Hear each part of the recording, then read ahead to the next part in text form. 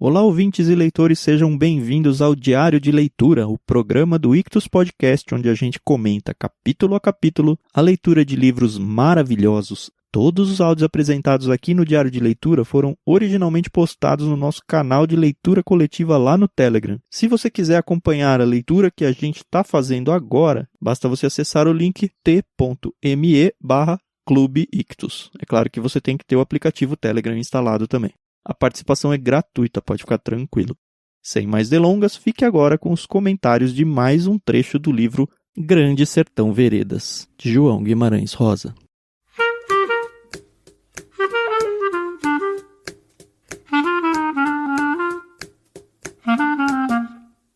Bom dia, Carol. Bom dia, Thiago. Tudo bem? Tudo na paz. Mais um pouquinho do livro aqui, a gente anda, olha na lombada e tá na metade.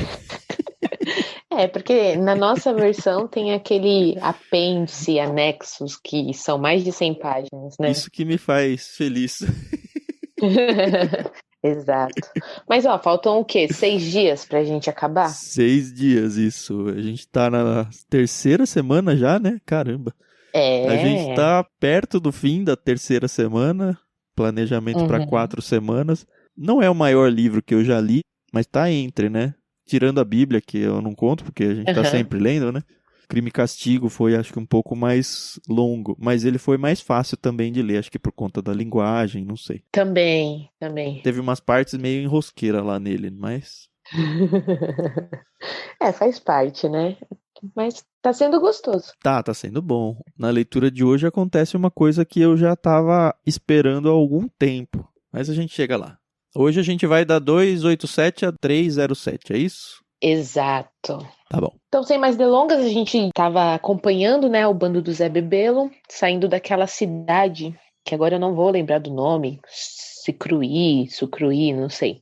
Que eles estavam com aquele mal da bexiga, né, bexiga preta. Eles tinham acabado de socorrer aquele pretinho, né, que eles falam. O magrelinho da cidade cheia de doença lá. Estavam na casa de um tal de Abrão, que na verdade era seu Rabão, sei lá se esse H tem som de R ou não. Eu acho que é Abão. E aí é muito engraçado, né, que eles entram na casa desse seu Abão e a narrativa fala, né, que a casa tá toda destruída, que nem gancho pra rede não tem na parede. Roubaram tudo já, né? Roubaram tudo, mas deixaram a mesa, as cadeiras e os bancos. Eles tiveram medo de mexer no altarzinho que eles tinham lá pra uma santa lá, e esse eles não correram risco. E o Riobaldo encontra, meio um diploma, mostrando que o Abão era o capitão da Guarda Nacional. Eu não sei exatamente o que isso significa no contexto lá, mas ele era capitão da Guarda Nacional. Bom, pelo que a gente entende, ele pertencia à polícia ou algo do tipo, né? Sei lá. Uma coisa que eu achei legal são personagens, eu acho que eles já apareceram, o Suzarte e o Tipote, mas eles são muito secundários, assim, terciários, quartenários, eu não sei. Eles surgem na história aqui e fiquei impressionado com a habilidade de rastreadores dos dois, né? Eles estão num lugar, numa casa totalmente sem nada. Você vê que a população já saqueou tudo que dava para saquear e eles falam que nem tinha comida mais lá. No entanto, os dois saem para rastrear os arredores da casa. E em pouco tempo, eles descobrem para onde a família foi. Ele fala que podia até perceber se o cara era gordo, se era magro. Para onde que os animais que eram da fazenda foram. E tanto que eles saem e perto do meio-dia eles já voltam com 2 novilhos já. Então, esses novilhos depois a gente descobre a quem pertencem, né? Eu achei bem interessante. A gente também vê o Riobaldo aqui fazendo os devaneios dele, né?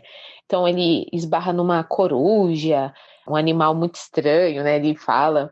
Enfim, não acontece muita coisa enquanto eles estão nessa casa, né? É isso. Mas o Zé Bebelo, logo ele começa a ficar com medo da doença. E aí ele decide ir embora, né? Isso, e o Riobaldo ainda fala assim, né? Zé Bebelo com medo? Pois é, tava com medo mesmo. Medo de pegar a doença lá do bexiga, né? Que deve ser uma coisa realmente muito horrível, né? De se viver e de se ver. E aparece um trechinho aqui que se o próprio autor não tivesse chamado a atenção, eu ia passar meio batido, mas ele fala assim pro doutor que ele tá contando. Só essa coisa o senhor guarde. Meia légua dali, um outro córrego vereda parado, sua água sem cor, por sobre de barro preto. Essas veredas eram 2, uma perto da outra. e logo depois alargadas formavam um tristonho brejão tão fechado de moitas de plantas, tão apodrecido, que em escuro, marimbus que não davam salvação, elas tinham um nome conjunto, que eram as veredas mortas, o senhor guarde bem. E aí, já que ele falou guarde bem, eu já marquei e falei, isso deve ser uma informação importante. De fato, no fim da leitura de hoje, esse local aqui vai ser bem importante. Verdade. Mais pra frente, ele começa a narrar como tá sendo o clima, né? Que tá chegando um frio desproposital, enfim. E aí, ele começa a falar que ele não tá se sentindo muito bem. Ele sabia que não era a doença lá da bexiga brava, mas que ele não estava muito bem, né, de saúde, né? E ele acha até que é o fígado, enfim, porque também eles devem ter, assim, uma alimentação, né, bem saudável, né, junto com exercícios e... Isso. Enfim, né, uma vida bem regrada, né? Mas ele falou, eu não posso ficar nessa situação, eu tenho que levantar, dar a volta por cima, sacudir a poeira, seguir com a minha vida, né? Aparece o Riobaldo primeiro, ele meio que tem, acho que, uma ideia fixa, vai. Ele fala, tudo que me vinha era só entreter um planejado, feito num traslo copiado de sonho, eu preparava os distritos daquilo, que no começo achei que era fantasia, mas que com o seguido dos dias se encorpava, e ia tomando conta do meu juízo. Aquele projeto queria ser e ação. E o que era eu ainda não digo, mas retardo no relatar. Coisa cravada. E daqui a pouco a gente vai dizer, mas já começa, de fato, a surgir na cabeça dele, então, uma ideia fixa de alguma coisa que parece ser bem importante. Aí ele tenta fazer um jejum, porque ele tá meio que passando mal, né, e tal. E ele faz o jejum, pelo jeito deve ter durado, sei lá, 1 ou 2 dias, e aí logo ele larga o... Logo larguei meu começo de mão, relaxei aqueles propósitos, cacei comida, comi tanto, zampei, o meu corpo agradecia, de Adorim com as pestanas compridas, os moços olhos... E aí ele retoma a vida dele e desiste do jejum. Aí se passam uns 3 dias, mais ou menos. Ele fala, os 3 dias passados eu reproduzi tudo com uma qualidade de remorsos, aquelas decisões. Sonhei coisas muito duras. O porquê era pior, agora que eu tomei sombra vergonhosa por ter começado e não ter tido firmeza para levar a acabado. Ele devia estar falando do jejum, né? Que ele não seguiu. Sim. Ele volta a falar do Zé Bebelo, né? Que o Zé Bebelo... Ele estava meio cismado, mas ele não estava doente. Ainda fala doença com ele, sendo que um assim não podia permitido, só se perdesse a todo o siso. Mas o povo está muito mal. Tanto que tem um rapaz lá, o Gregoriano, que uma jararaca pica ele e ele morre em questão de horas. O que eu entendi nesse trecho, Carol, é que além de estarem todos maus... Parece que eles estão debaixo de algum mau agouro, porque começa a acontecer um monte de coisa ruim em seguida, assim. O tal do Zé Vital lá entorta a boca escuramente e espernear com madeira de braços e pernas, que de quem eram. Aí o Gregoriano toma uma picada de cobra aí e morre. E era uma cobrinha pequena, pelo jeito. Aí tem o tal do Felisberto que começa... Ele já convive com chumbos, né, de algum tiroteio do passado... E vai vivendo, mas de repente ele começa a ficar verde, e aí depois ele fica azul, e eu falo, caramba, o que tá acontecendo aqui? E o próprio Riobaldo, que tá mal do fígado, né? Que ele ainda fala assim, o fígado me doía, mas não me certifiquei a palpar lugar de meu corpo por doença. E aí ele até pede pro Raimundo Lé cozinhar um chá lá de urumbeba pra ele. Que era o curandeiro do bando lá, né? Ele já apareceu da outra vez. E aí eles estão aí nessa situação, o Riobaldo frisa o Diadorim, que graças a Deus estava de todo são, com os cuidados todos, depunha acisado por mim. Acisado, né? Que tem siso, né? Tome tento, é isso. Isso. Uma coisa interessante que acontece aqui, o que mostra muito do caráter até do nosso querido Riobaldo, é que eles estão lá parados, esperando, meio que entediados, o bando todo, até que o Sidurino fala, a gente carecia agora, era de um vero tiroteio, para exercício de não se minguar. Ai. Alguma vila sertaneja dessas, e se pandegar, depois vadiando. E é interessante que primeiro o Riobaldo aprova essa ideia, mas praticamente no mesmo parágrafo ele se arrepende e fala, o horror que me deu, o senhor me entende, eu tinha medo de homem humano. E aí ele começa a divagar pensando que, puxa, se eu tivesse uma outra coisa na vida, ele fala, se eu tivesse tido sina outra, sendo só um coitado morador em povoado qualquer, sujeito a instâncias dessas jagunçadas, a ver então aqueles que agorinha eram meus companheiros podiam chegar lá, façanhosos, avançar em mim, cometer ruindades, então... Mas se isso sendo assim possível, como era, pois, que podiam estar meus amigos?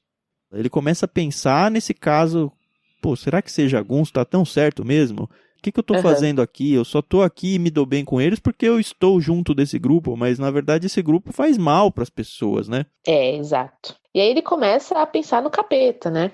Uhum. E tanto que ele fala alto sem querer, só o demo.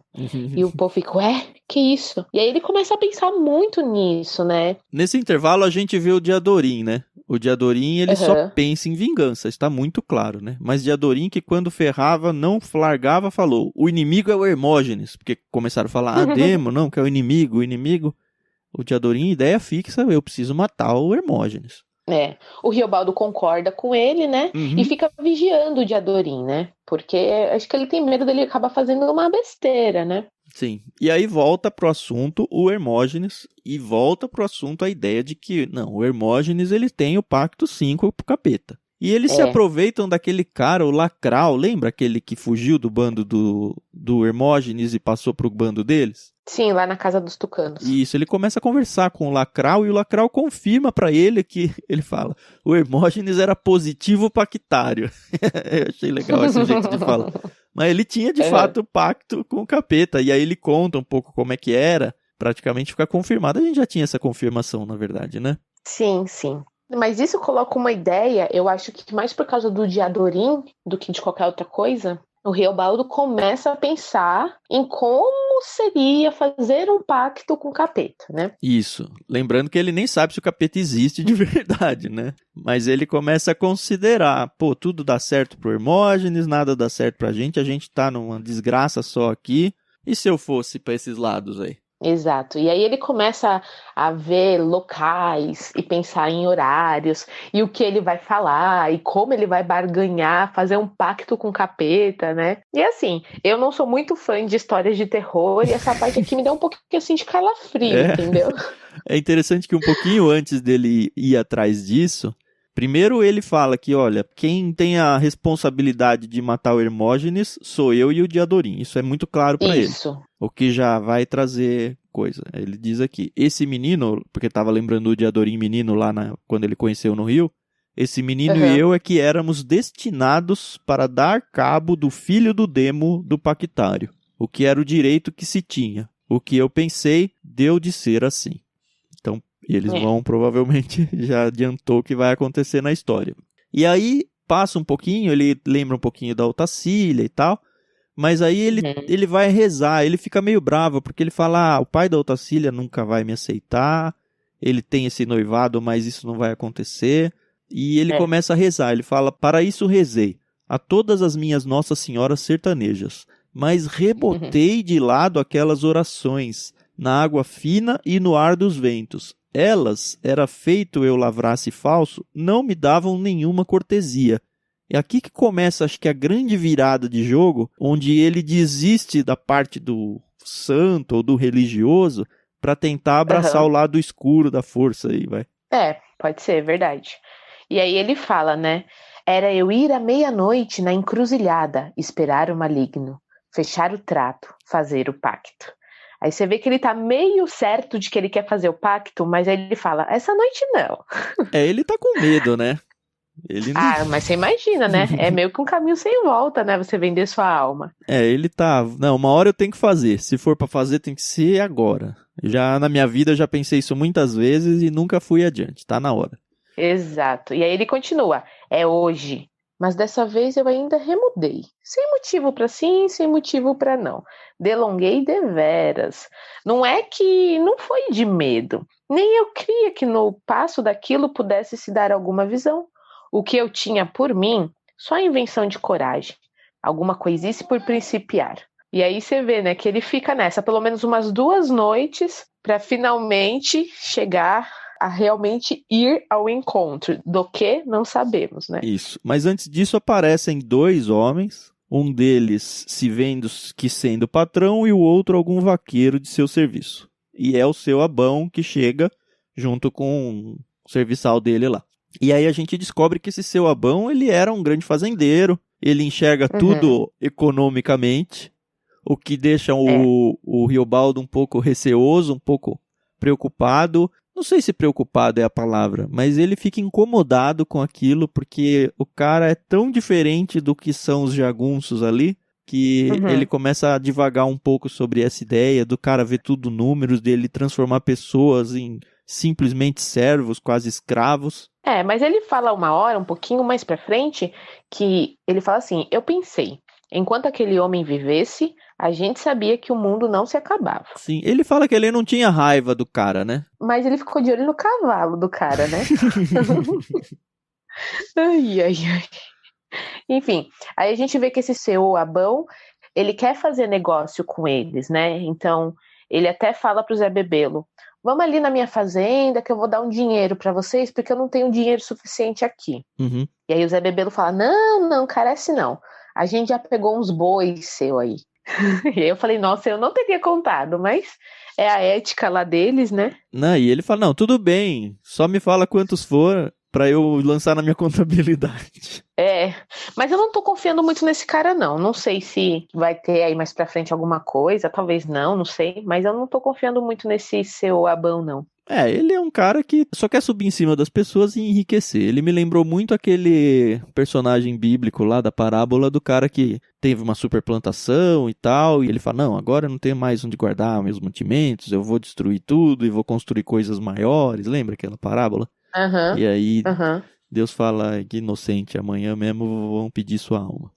Vamos ver pra onde vai esse personagem. E aí a gente descobre que esse Capitão Abão, ele era lá do Sucruí, né? Não, é Sucruiu.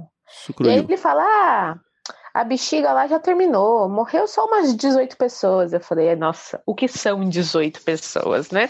Pra ele nada, né? Nada, né? E aí o Diadorim não, o Riobaldo, eu acho que muito sagazmente, eu já falei que eu acho ele muito sagaz, ele vira e fala pro seu Abão, a gente tava lá na sua casa, eu achei um diploma lá de que o senhor é da Guarda Nacional, né? E o cara não dá muito assim, muita trela. E aí o Riobaldo fala, o senhor conhece meu pai, o fazendeiro senhor Coronel Celorico Mendes, lá de São Gregório? E aí o cara ficou todo, né, arregalou os olhos. E eu falei, por quê? Não tô entendendo. Eu tô falando, não tô gostando desse senhor Abão. E eu não entendi muito aí por que ele reagiu desse jeito, como se fosse uma coisa muito, nossa, meu Deus, é parente lá do Celorico Mendes. Sei lá. Não sei. Aparentemente, ele conhecia o Celorico Mendes. E não deu muito a entender se eles são amigos ou inimigos. Não sei. Eu fui mais pro lado B aí, que eles, de alguma forma, têm alguma rixa aí, não sei. Pode ser. Um pouquinho, então, antes dele ir pros finalmente do capítulo aí, numa conversa com aquele cara que estava acompanhando o seu Abão, eles descobrem que tinha um jagunço ali perto, com um bando de uns 10 homens, e eles ficam todos felizes, porque eles acham que é o João Goanhá. Tanto que o Zé Bebelo até manda um povo lá, acho que uns 2, 3 lá, para tentar encontrar, para eles se juntarem em bando de novo e engrossar o caldo aí. Isso dá uma novidade de vida, pelo menos, para o grupo ali, né? Coitados, né? Porque eles já tinham perdido muita gente, né? A vida é muito dura. Como é que ele fala? Viver é perigoso. Viver é perigoso. Aliás, passamos muito longe já, ficou para trás, mas eu quero só mencionar uma frase que eu gostei bastante, essas frases de efeito. Ele diz, não gosto de me esquecer de coisa nenhuma, esquecer para mim é quase igual a perder dinheiro. Eita, esse Riobaldo me representa muito. Mas não a partir de agora, hein? Tá certo. Ai, ai. Bom, então naquela noite ele decidiu que ele ia fechar o pacto com o capeta. Isso, a resolução final que tomei em consciência. O aquilo. Aqui, agora eu ia. Um tinha de estar por mim. O pai do mal. O tendeiro. O manfarro. E aí esse um tinha de estar por mim é porque ele tentava os santos e não dava certo, né? E assim, a narração a partir de agora, pra mim, realmente é um negócio muito macabro, né?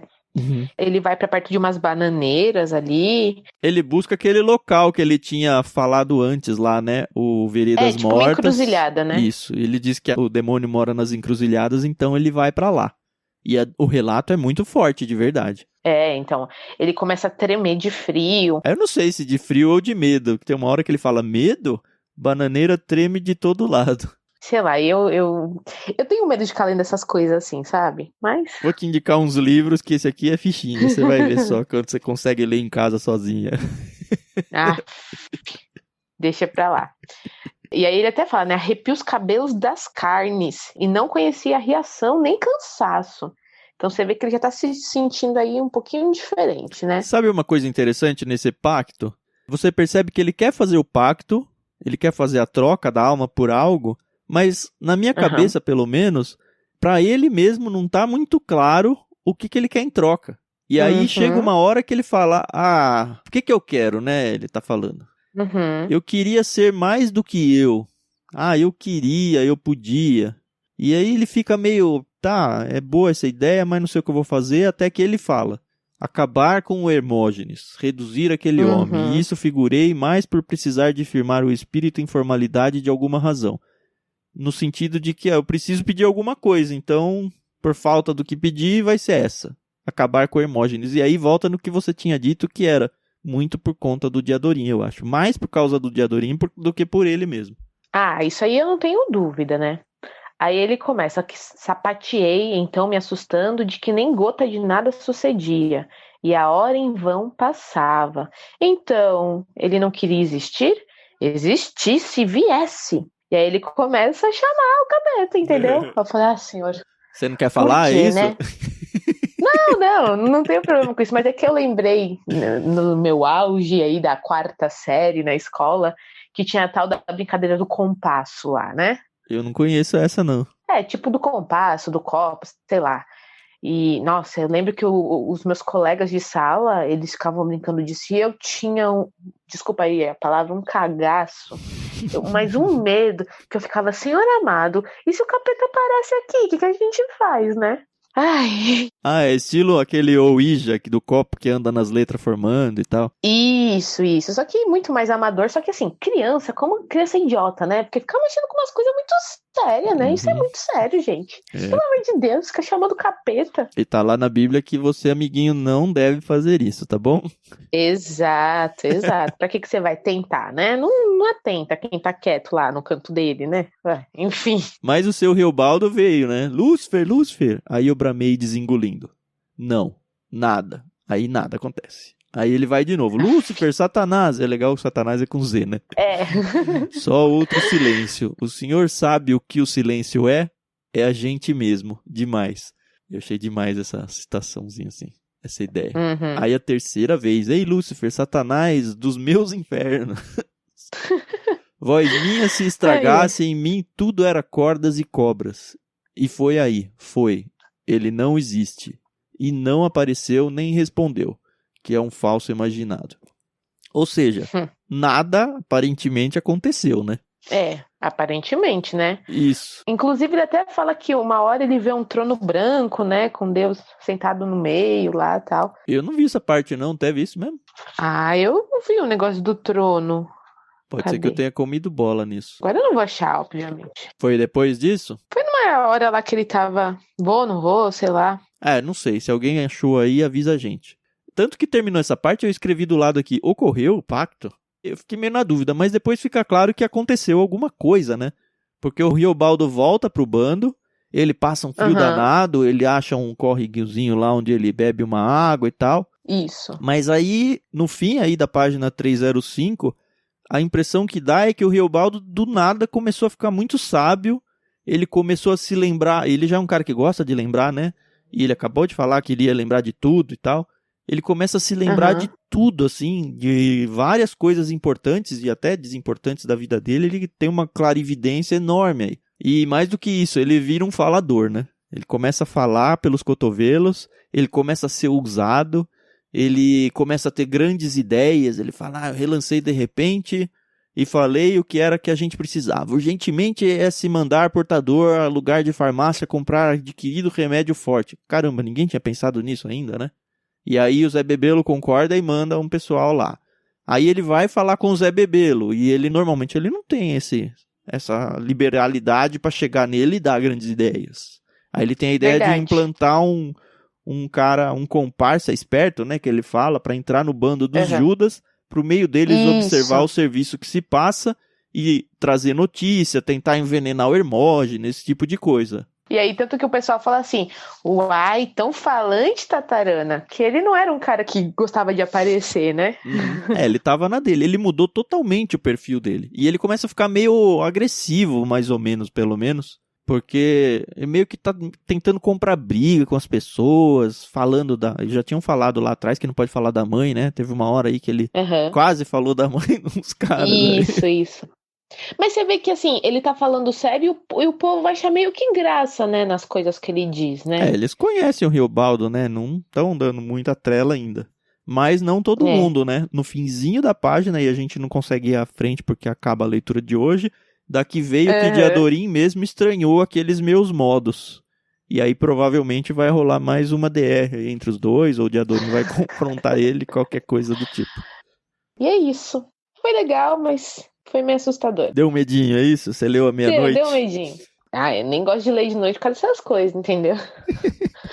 Mas valeu. A gente tá chegando no final e, assim, finalmente alguma coisa vai acontecer no sentido de que o Riobaldo fica, isso aqui eu vou contar mais pra frente, presta atenção, isso aqui mais pra frente. E o mais pra frente nunca chegava, e agora tá chegando, né? Agora vamos ver como é que vai desenrolar agora que ele tem um poder sobrenatural, né?